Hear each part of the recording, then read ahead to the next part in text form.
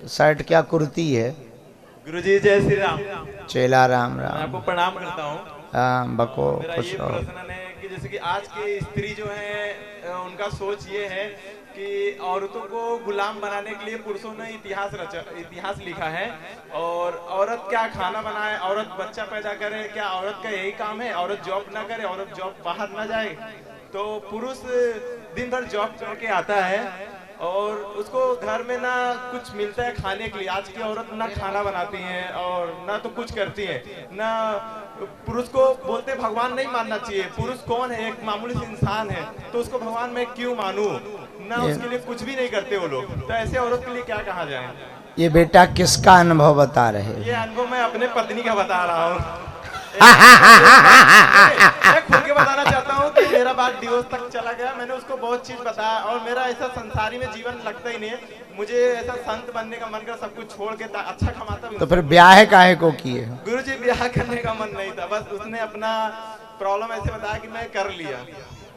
उसके प्रॉब्लम में ब्याह हो जाता है? नहीं गुरुजी, प्रॉब्लम नहीं। उसने अपना बताया कि मेरे पास पिता नहीं है, मेरे पास भाई नहीं है। हाँ। वो ब्राह्मण थी, मैं बनिया कास्ट का हूँ। हाँ। तो मैंने उससे शादी किया। तो उसकी बहन आपको पाखंडी बोलती है। हाँ। और उसकी जो अजीब अजीब सोच रहते हैं, पूजा भी नहीं करते घर में, और बहुत अजीब ऐसा उनका क्या सोचा है कि पुरुष जो है भगवान नहीं हो सकता है, औरत को गुलाम बनाया जाता है। राम भगवान ने जन्म नहीं लिया था और न सीता माता जंगल गई थी, ऐसा बोलते हैं वो। कि बोलते हैं पुरुष को वो इसी पृथ्वी पर रहती हैं कि कहीं और से आई? और उनका कहना है, जब रामायण पे इतना ज्ञान है उन्हें। उनका कहना है कि औरत को गुलाम बनाने के लिए पुरुषों ने इतिहास रचा है, इतिहास लिखा है। तो मैं ये माध्यम से कहना चाहता हूँ, क्या औरत ऐसी सोचती है वो ठीक है? बिल्कुल ठीक नहीं है। हमारे देश में सनातन संस्कृति में कभी भी माताओं को गुलाम करने की बात नहीं कही गई। शास्त्र में लिखा, यत्र नार्यस्तु पूज्यन्ते रमन्ते तत्र देवता। जहां नारी की पूजा होती है वहां देवताओं का वास होता। हमारे सनातन में माताओं को आगे रखा।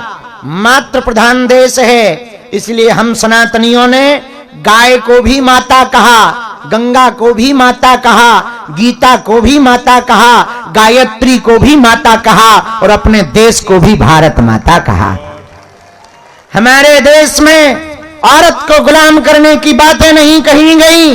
उनको कह देना माताओं को गुलाम करने की बात नहीं कही गई। यदि औरत को गुलाम बनाने की बात सनातन में होती तो राम सीता कहा जाता, सीता राम न कहा जाता। और उनसे कह देना कि तुम कहती कि पति परमेश्वर नहीं होता, यदि तुम्हें नर में नारायण नहीं दिख सकता तो मंदिर में भी तुम्हें भगवान नहीं दिख सकता। पर ऐसा नहीं है कि केवल पति ही परमेश्वर होता, पत्नी भी छोटी मोटी जोगनी देवी होती है। दूसरी बात और क्या कहा था कि पत्नी का क्या काम है? पत्नी को गुलाम बना देती। पत्नी खाना बनाए, बच्चा पैदा करे, तुम लोग क्या करते हो? तुम लोग से क्या करते हो? बाहर जॉब करते हो और ऐसे ऐसे किसी के साथ घूमते हो। आज की कल की बात छोड़ो, जब इतनी शिक्षा नहीं थी, आज की भारत की माताएं रेल भी चलाती हैं और खेल में बैट बॉल लेकर के पाकिस्तान के छक्के भी छुड़ाती हैं। वो जमाना चला गया। उनसे कह देना आज की माताएं और बहनें हवाई जहाज भी उड़ाती हैं और ऑपरेशन सिंदूर में सम्मिलित होकर आतंकवादियों के घर भी उड़ाती हैं। गुरुजी, जैसे कि उन्होंने बोला, हमें लगता तुम्हारी वाली ज्यादा ही डेंजर है। जी गुरुजी। भगवान करे उसको बुद्धि नहीं सद्बुद्धि मिले। और कोई बात रह गई चेला मन में? हाँ गुरुजी, क्या खुजली है बोलो। जैसे कि मैं कपड़े पहनने पे सभी स्त्रियों से मैं ये कहना चाहता हूँ कि जैसे कि आप स्त्री हो, पूजनी हो आप, तो आप ऐसा वस्त्र ना पहने कि किसी को मन विचलित हो, मन भटके। तो मैंने ये अपनी घरवाली के चक्कर में नहीं, ये गुरुजी सबको ही लपेट रहा है। जिस हिसाब से आज अरे भाई तोरी खराब है तो सब थोड़ी खराब है। और एक प्रश्न है, मेरा मन बहुत कम लगता है संसारी जीवन में। आओ भाई आप तो माइक दे दे, ज्यादा ही कह रहा होता है। गुरुजी सीताराम। अरे राम राम। गुरुजी मैं नेपाल का रहने वाला हूँ। आप आए थे लास्ट टाइम नेपाल, आपसे तो मिल नहीं पाया। लेकिन अभी मैं मुंबई वाडाला मोनोरेल में उधर ही सुपरवाइजर का काम करता हूँ। तो आज जैसे ही संडे था, मेरा छुट्टी था, वैसे ही आपका वीडियो देखा, मैं तुरंत कुछ सोचा नहीं आ गए और इनको भी मैं लेते आया। कल से मेरा ड्यूटी भी है 10 बजे से। यही बताने आए थे। गुरुजी कुछ प्रश्न तो बोलो। नहीं, बस इतना ही आपको बताना था गुरुजी। अरे भाई बहुत काम की बात है। भभूति ले लो। हाँ गुरुजी दे दो। अगली बार हम फेरा दे दें। हाँ गुरुजी। और ये कही अगली बार आ भी सो फिर इतना कष्ट कर रही हो आने का। सुखी रहो, झुक झुक जियो। भैया प्रशांत भभूति दो, बेचारा सुपरवाइजर है। हाँ माता जी सीताराम। जय जय। गुरुजी मेरा प्रश्न ये है, हाँ दीवाबत्ती करने जाते हैं, हाँ मुंह से ऐसे उबासे क्यों निकलते? क्या निकलते मुंह से? उबासे क्यों निकलते? उपासी। अच्छा जमुआई। ऐसे लो, ऐसे ही निकलते ऐसे। हाँ हाँ हाँ जमुआई। सुनो सुनो, कई बार नकारात्मक ऊर्जा के कारण जब भी हम सकारात्मक शक्तियों के पास जाते हैं तो वो शरीर में बेचैनी बनाने लगती है और उबासी, खुजली, रोना आदि आदि आता है। ऐसी परिस्थिति में गंगा जल पीकर नाम जप जोर जोर से करते हुए जाएं तो न आलसी आएगी, न उबासी आएगी और बाधा भी भग जाएगी। ये नेता को दे देना, ये बहुत देर से खिलखिला रहा है। पाड़े को लड़का कहां गो? ओ पाड़े, जय श्री राम। इधर आ जा। बागेश्वर धाम की। गुरुजी हाँ मैं 2 बार बागेश्वर धाम आया उधर एमपी, हाँ और यहाँ भिवंडी में हर शनिवार को आता रहता हूँ। बात चेला। और गुरुजी मैं आपके पीछे इतना पागल हो गया हूँ कि मैं मेरा काम काज छोड़कर भी कल भी रात में यहाँ पे था, 3 बजे घर पे गया। आज भी सुबह से यहाँ पे हूँ। बागेश्वर बाबू हमारे जो छोटा भाई है ना, वो शादी के बाद में पूरा चेंज हो गया। उसको मम्मी पापा के ऊपर भी दया भाव नहीं आती है, ना हमारे ऊपर आती है, ना हमारे बहनों के ऊपर आती है, किसी के ऊपर नहीं आती है। वो 1.5 साल से वो शादी के बाद में वो पूरा चेंज हो गया है। बागेश्वर बाबू से कुछ कृपा कीजिए हमारे।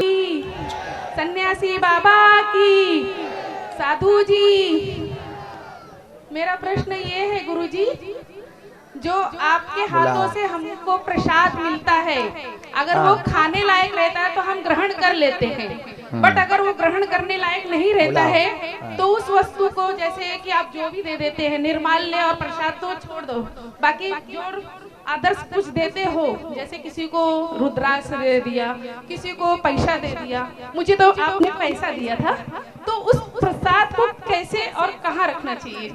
सुनो, संत के द्वारा, गुरु के द्वारा मिला हुआ कोई भी प्रसाद व्यर्थ नहीं होता है। यस। प्रसाद पाने वाला है तो तत्क्षण भगवान नाम लेकर के पाइए।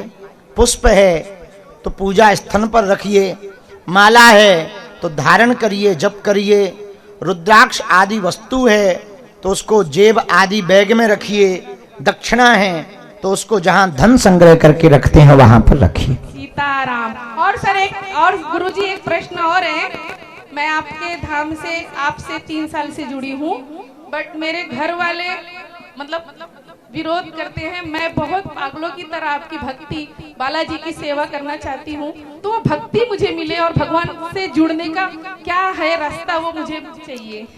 मैं भगवान- रोती भी हूँ, वाह बहुत रोती हूँ। भगवान मेरे परिवार वाले कोई मेरे से जुड़ना नहीं चाहता, भगवान बाला बागेश्वर से कोई जुड़ना नहीं चाहता, क्योंकि वो न्यू जनरेशन के हैं। मैं समझाती हूँ तुमको मिलेंगे। ऐसे करो, पर वो बहुत मजाक भी ले लेते हैं मेरा। चलो रो मत बहन, सुनो, ये मेरा रोज का दुख है, रोज का। आपकी यही परीक्षा है कि इतनी विपरीत परिस्थितियों में आपको अपना सुमरन, अपनी श्रद्धा, अपना भजन नहीं छोड़ना। प्रहलाद जी की कथा से सीखो। स्वयं पिता उसके विरोध में थे, मारते पीटते थे, पर उन्होंने भगवान का भजन नहीं छोड़ा। साक्षात नारायण आए। तुम भी बहन भगवान का भजन ना छोड़ो, नाम जप और श्रद्धा बरकरार रखो। हमें भरोसा है श्री सन्यासी बाबा आएंगे। और मेरे परिवार का मार्गदर्शन करो गुरुजी। उन पर भी कृपा बनी रहे, वो भी भक्त बने, आशीर्वाद है। जय श्री राम, जय जय श्री राम। जो भजन मंडली की प्रेम से पांचों बोलो, माताएं हैं, जय आओ। श्री राम, जय जय श्री राम। साधु जी, और एक प्रश्न और। अब कुछ बाद में। नहीं, एक मैं जॉब भी करती हूँ, बट मैं यहाँ तो आती हूँ जैसे ही मुझे टाइम मिलता है, वो तो आप सब जानते हैं।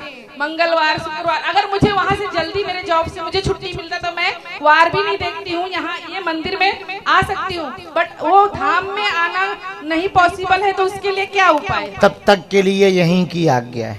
थैंक यू, धन्यवाद। पर कन्या विवाह, गुरु पूर्णिमा सब वहीं आना। धन्यवाद गुरुजी, सीताराम। आप लोग भजन करती हो, मंडली है, इन माताओं को ताली बजाओ। ये लोग रामायण पढ़कर, भजन कर कर के जो चढ़ोतरी आती है, वो धाम पर बनने वाले हॉस्पिटल में सेवा करती है।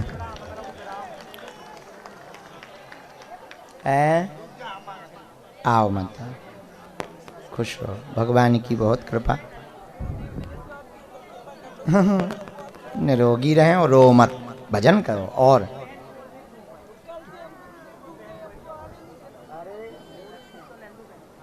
खुश रहो। पटकी कहाँ गई लाला, धाम वाली? तुम लोग रखते नहीं हो, मूर्ख हो। पूरा परिवार प्रसन्न रहे, सुखी रहो।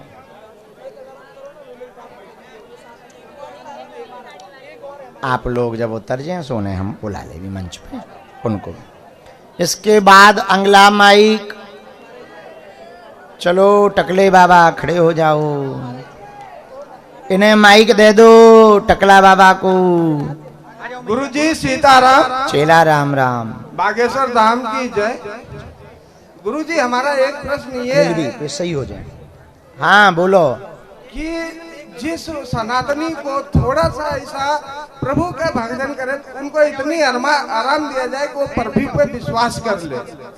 बहुत सुंदर बात है। क्योंकि क्या है, इतनी कठिनाइयों के बाद उनका दिल टूट जाता है और रास्ता भटक जाते हैं, तो थोड़ा सा सरल उपाय में महाराज उनको मार्गदर्शन कीजिए। हम ऐसी विधि तो निकाल कर जाएंगे कि तत्क्षण हनुमान जी की कृपा होने लगे।